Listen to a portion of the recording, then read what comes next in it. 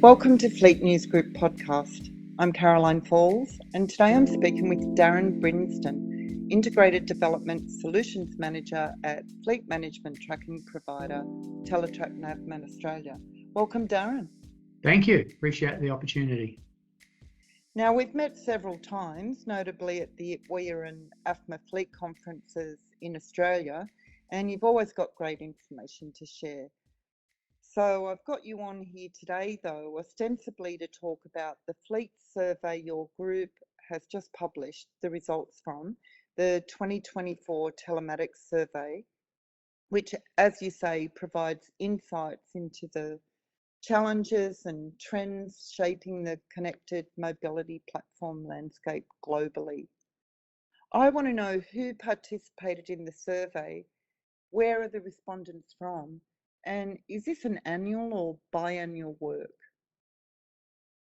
So the respondents that we targeted were professional fleet managers, and we targeted 500 as a representative sample. And we wanted to have a spread of all of the regions that we operate in. So we were talking to fleet managers in the United States and New Zealand and Australia and the UK primarily. This is where most of our business is, although we have other regions as well. We wanted to try and target the customers that we saw that were planning their future ahead and wanting to try and get as much identifiable information that we could support them in the future. Now, I like to focus for our podcast on sustainability trends in fleet. So let's sort of go there straight away. Apparently, some 2/3 of the global fleets are currently operating some version of electric vehicles in their fleet, but they're still in transition and having challenges. Can you talk to us about those challenges? Sure. And this 2/3 has varying rates of onboarding, I guess would be it. We see certain regions where the adoption rates are a little bit lower, and I'll talk about the reasons why that's occurring. So that we're in this kind of uncomfortable phase at the moment where companies are making decisions around their strategy in the future. And a lot of these decisions are created through changes in legislation or governments wanting to enact changes as quick as possible. And I think the statement that kind of sums that up is potentially, have we left the decision too late to make the right decision? And what that means about sustainability is we're focusing and putting all our eggs in the battery EV market. And arguably, there's a lot of people who say, is it the right decision? And this causes uncertainty for the fleet managers and the people who have to make these decisions. On top of that, we're still getting a lot of people who suffer from range anxiety and worry about whether adopting EVs will be able to allow them the chance to perform the work they need to. The cost of EVs at the moment are higher as the technology is very new. And although we see potential compression in those costs, there's still fear around the CapEx cost, not the operational cost, because we can see that the operational cost over a long period of time will be reduced because of fuel costs. As fuel costs go higher, power costs are less, the operational cost will become less.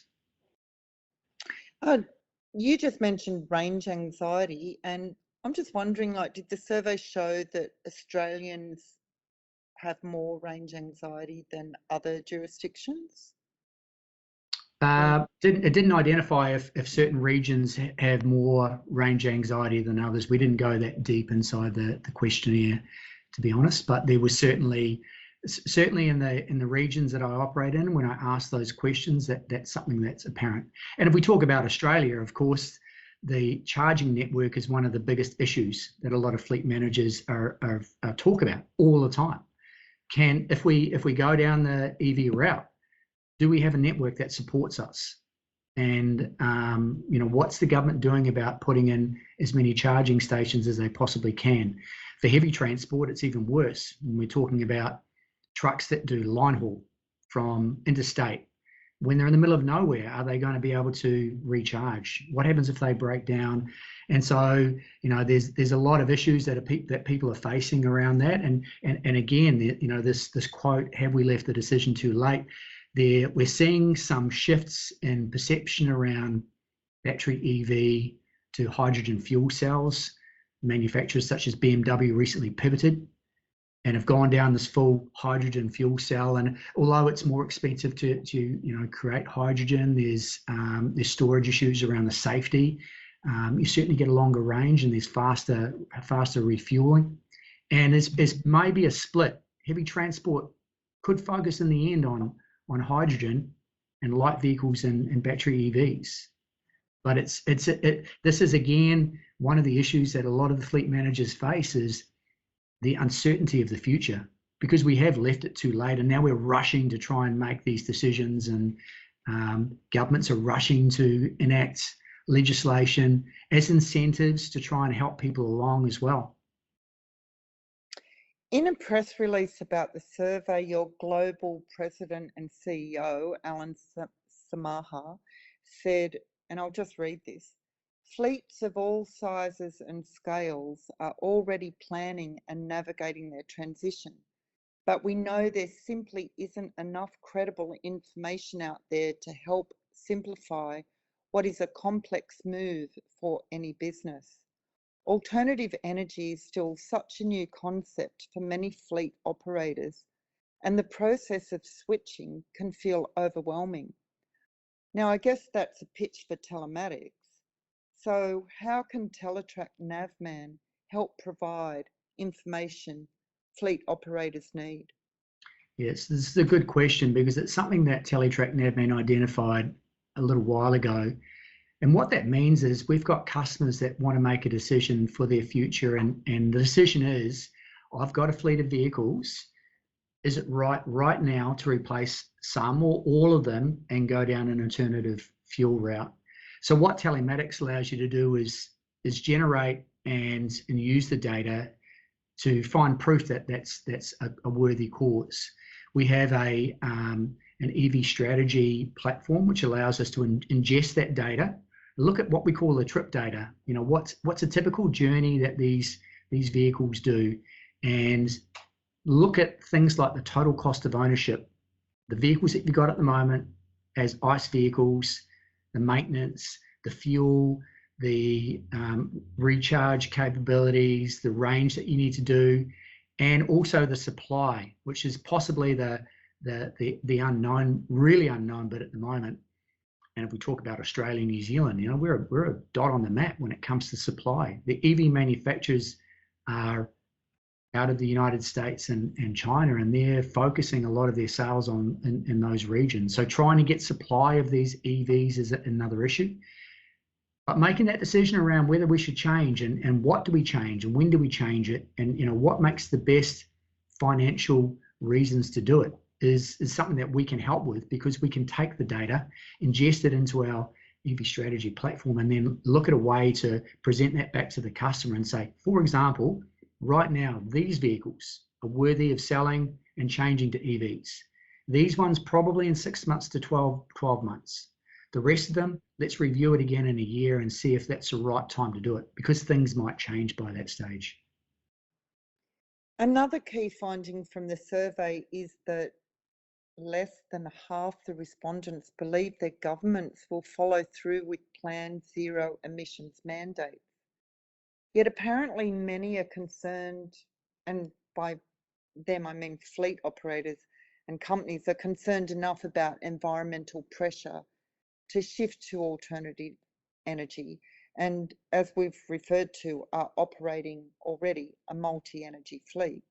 But can you talk about not only the survey here, but what you see at the coalface, meeting with fleet managers and other people involved, about what is propelling them into alternatives and away from traditional ICE or internal combustion engines?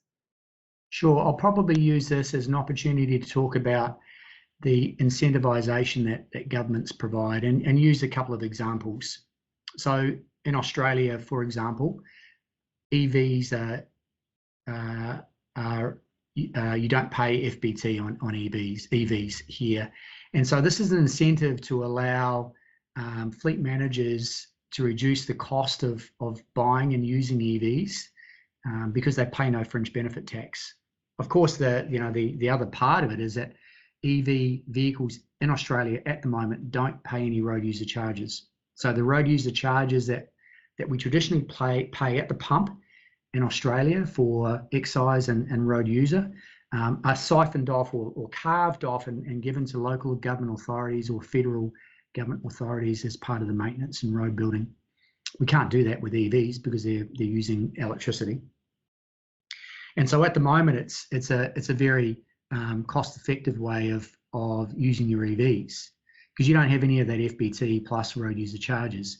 That will come into play, and what we've seen recently is changes and moves by the New Zealand government to line that up. They had a green vehicle emission incentive in New Zealand, which got closed down in the 31st of December. This gave a rebate back to anybody who wanted to buy a new or used EV. I think it was around about $6,500, and it was targeted at low and middle income earners as a chance to change over. On the 1st of April 2024, they're introducing EV road user charges in New Zealand, and they're lining the EV road user charges up with light diesel vehicles, so the same rates. There's been a lot of dialogue in New Zealand around whether those rates are right. I could argue that EVs are traditionally heavier vehicles. The batteries make them a lot heavier than normal ICE vehicles of the same carrying capacity. So therefore, there's more wear and tear on the roads, and so they should pay a similar rate to light diesel vehicles, which is how they've compared it.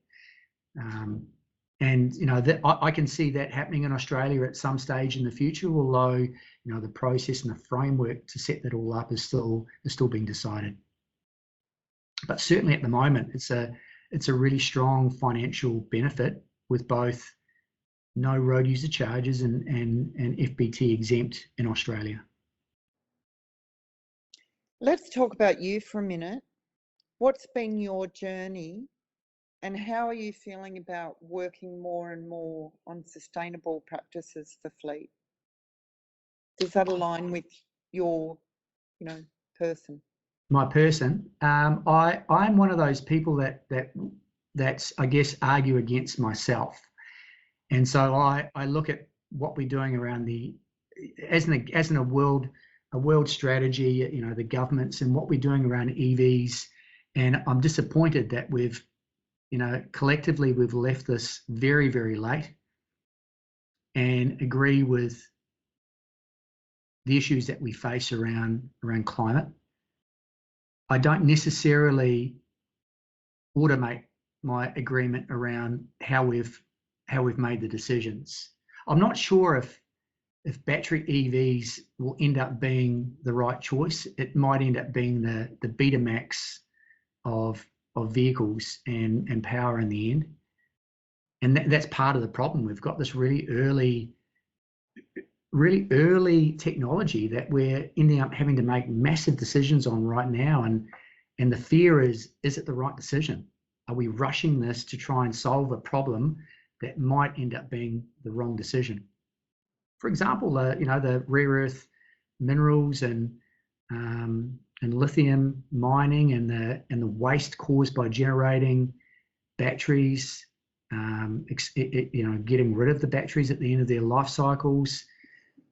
Have we really thought that through? So I'm worried that this is going to be a problem that will bite us in the butt in 10 or 15 years' time because we've ended up waiting too long to rush the decisions.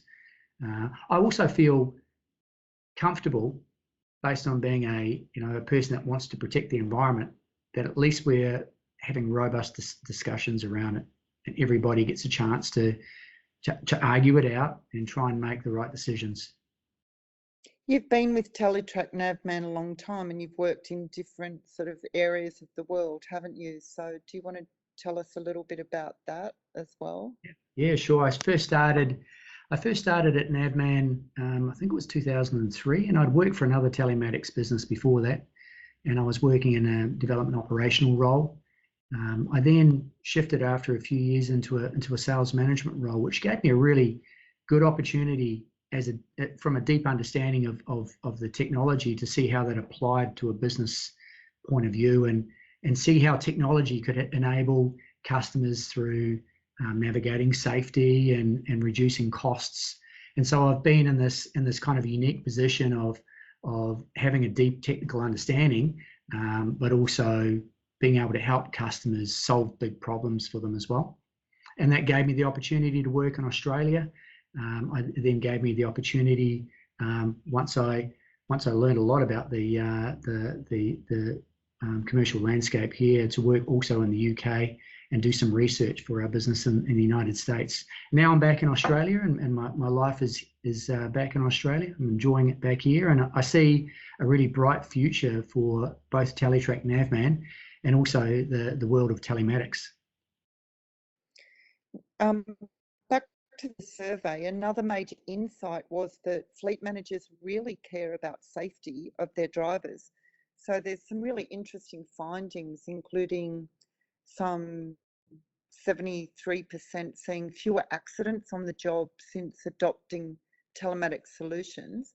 So just talk about that, like what other practices or what practices are they adopting to improve safety?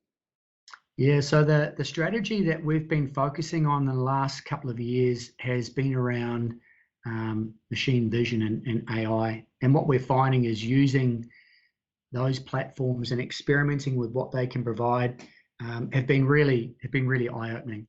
So I use the example of AI cameras, which may look out of the windscreen and determine from frame reference what's happening outside of the vehicle, and also looking at the driver to determine things like distraction and fatigue.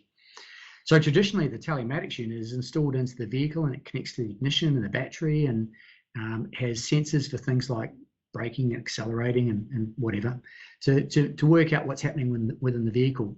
What we've failed to really understand is the context of that vehicle's behaviour and its use in the environment. And this is where the AI cameras really come into play, because you could have a situation where somebody hits the brakes really hard, and from the raw data you go, well, that person was driving badly, but you don't know what happened outside the vehicle. It could have been another vehicle that drove in front of them and brake checked, and that caused them.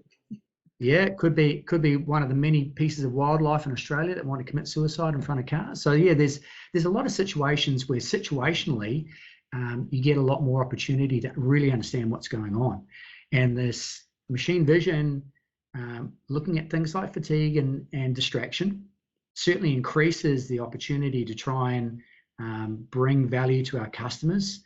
And then the AI platform itself, looking at the data that it generates and trying to determine patterns, and seeing if we can try and determine a better way of supporting our customers, a better way for them to distill the information and support their drivers, and better ways of coaching them. So they're really strong focuses for us. We see a lot of opportunity and a lot of ways that we can try and play with the data and see if there's something that's going to be bigger and better in the future.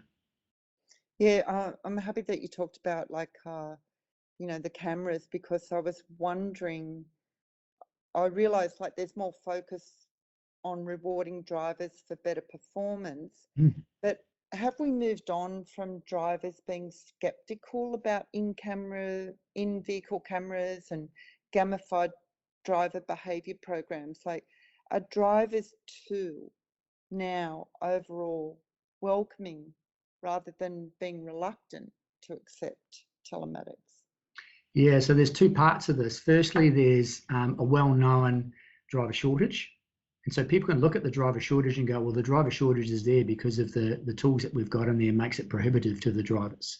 And it's an easy, I'd say, excuse to say that's why we're suffering from it. And that's a completely separate topic. How do we address this issue around driver shortage? But I don't think that's a reality. The customers I've spoken to and the drivers I've spoken to have got past that threshold of fearing it, and now realise it's there as a tool. And we've got lots of customers that have used the carrot over the stick, and we try and encourage that as much as possible. It's not about, a frame of reference and a lens to try and beat your drivers into submission. It's a way to try and encourage them. And that could be through, providing higher rates that they give to their drivers if they drive safer. The output of that is if you drive well on your truck, it's reducing wear and tear and fuel burn and less tickets, and there's a lot of financial benefits from it. So passing part of that to the drivers must be a logical way of doing it. There's brand protection, of course. If your drivers are driving like idiots, you're going to get calls and you're going to get noticed, and it's going to be a bad press for the business. So we really focus on positive reinforcement and ways that we can try and help businesses do it rather than the alternative, which is the stick. You mentioned driver shortage, and I know among fleets, attracting drivers is a big topic. So especially in the heavy vehicle long haul sector, did you discover anything in the survey that is helpful for attracting or retaining drivers? Yeah, so the bit that we found out was probably not a huge surprise, because we saw during the pandemic, the greats, the great what are they called? Great resignation. Yeah, and there was a lot of moving parts as people moved, and then working from home shifted this balance of people going, you know what, a lot of my work, because I had to work from home, can be done at home. With drivers, I guess they're through osmosis, they've taken on this, well, we need work-life balance as well. And what we've found through these interviews is that a lot of the fleet managers are realizing they need to focus not only on improving staff safety and their drivers, but also cultivating this welcoming culture within an effective work-life balance that makes them feel like they're part of the business and gives them something back. Let's finish off with some takeaway from the survey about costs. Always a big consideration for fleets.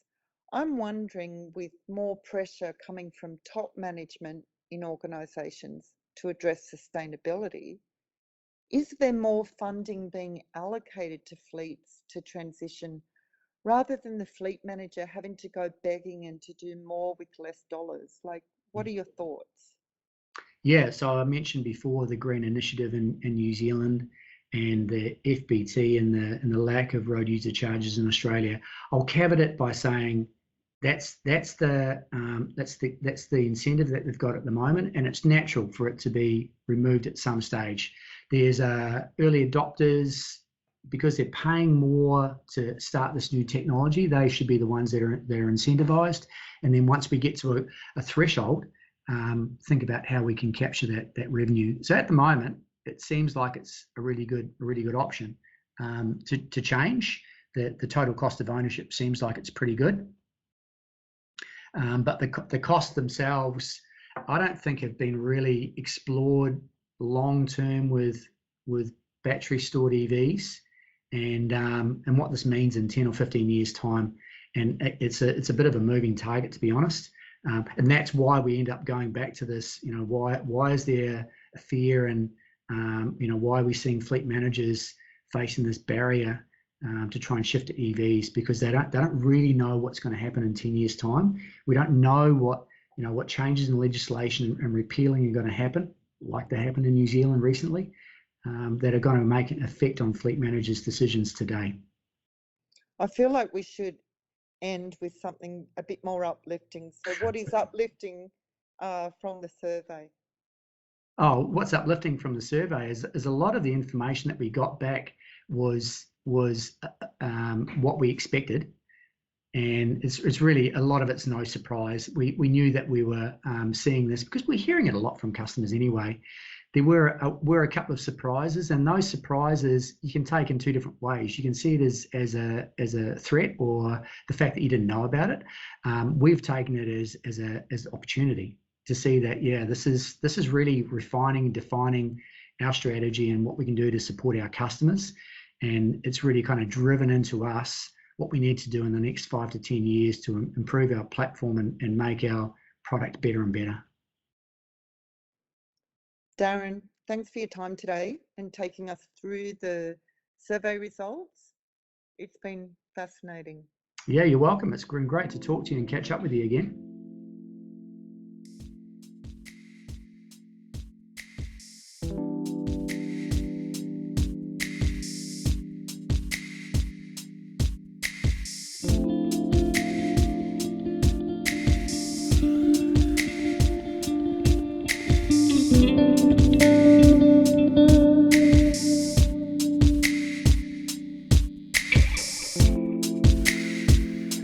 You've been listening to Fleet News Group podcast.